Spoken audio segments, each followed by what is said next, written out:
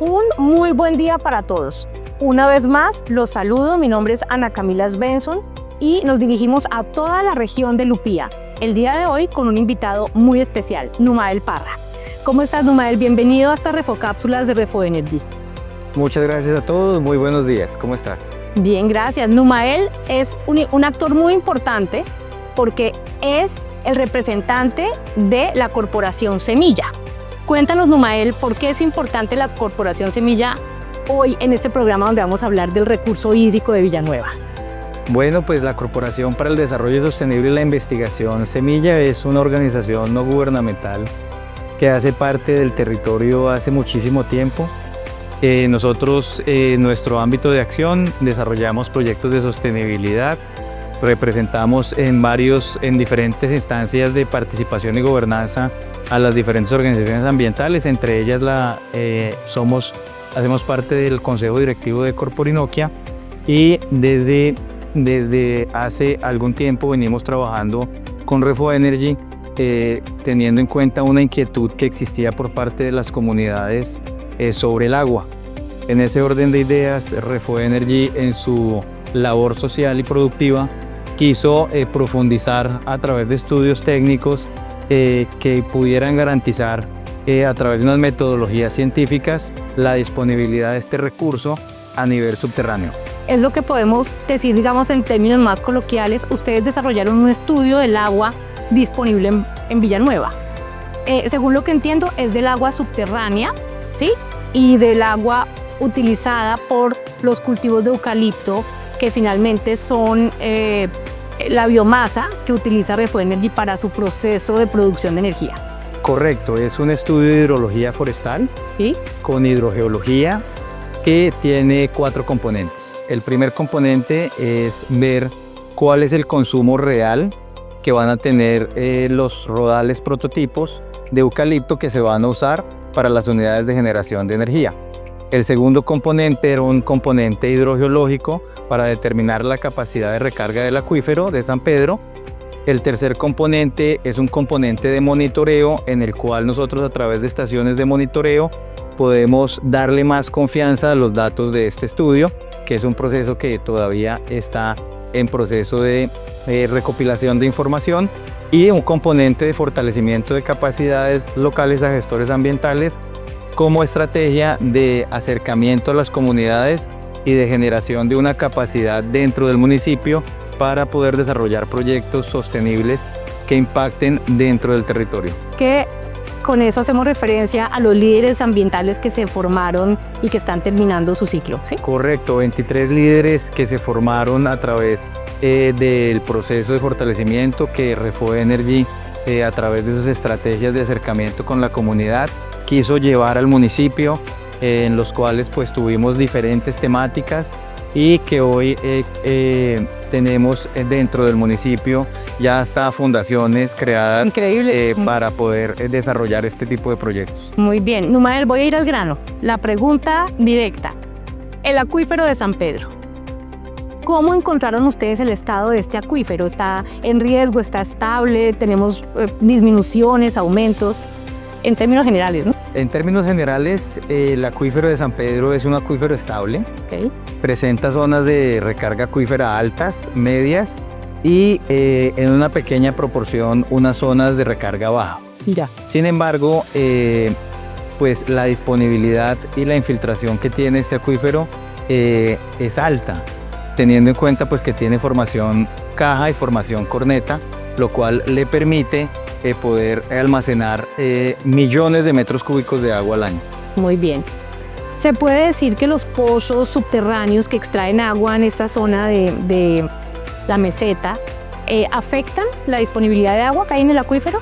¿Han podido ustedes darte cuenta de algo? Dentro del inventario de pozos que se analizó dentro del estudio, pudimos ver 11 pozos. 11 pozos. De esos hay 4 que cuentan con licencia ambiental, uno que tiene que actualizar la licencia y los otros están de manera informal. Okay. ¿Cuál fue, digamos, la gran conclusión? Que nos falta información por parte de la comunidad para identificar el número total de pozos que pueden existir.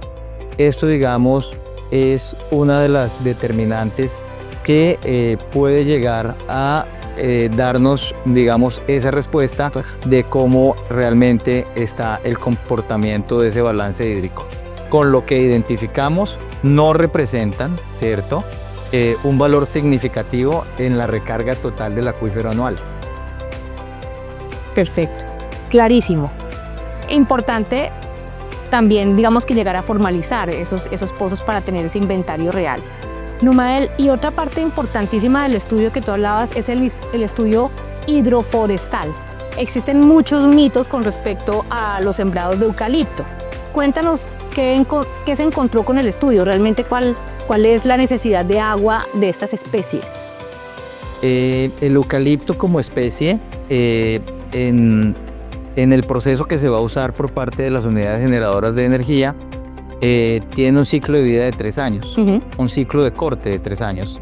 Eso quiere decir que estos eucaliptos cada 3 años se les va a estar haciendo una poda, lo que va a permitir que sus raíces lleguen hasta 5 metros de profundidad. Esto en términos de evapotranspiración quiere decir que el rodal prototipo que nosotros analizamos llega a consumir 21.5 litros por día promedio anual. Es decir, en épocas de lluvia puede consumir más, pero en épocas de verano es lo que más o menos consume. Eso significa, respecto a un bosque natural, que consume 1.8 veces menos que un bosque natural. Y el eucalipto tiene una conversión de biomasa que tiene mucha mayor eficiencia que el bosque natural. Es decir, por litro de agua que consume un eucalipto, transforma más biomasa. Bueno, estamos rompiendo mitos, como se podría decir, y además con toda la información desde el punto de vista académico y científico comprobado. Fíjate que esa es una respuesta que yo no me esperaba personalmente. Y me surge otra pregunta que estoy segura que a las personas que nos oyen en este momento también les puede estar dando vueltas en la cabeza, y es: ¿estaría el agua de Villanueva en riesgo en este momento con el tema de las sequías que hablan, del cambio climático? ¿Cómo? Yo sé que ustedes no pueden predecirlo, pero según el estudio que hicieron, ¿qué riesgos se encuentran a futuro en Villanueva? Pues al ver, digamos, la recarga anual del acuífero de San Pedro, en el área de estudio que nosotros tuvimos, vemos que hay disponibilidad de agua.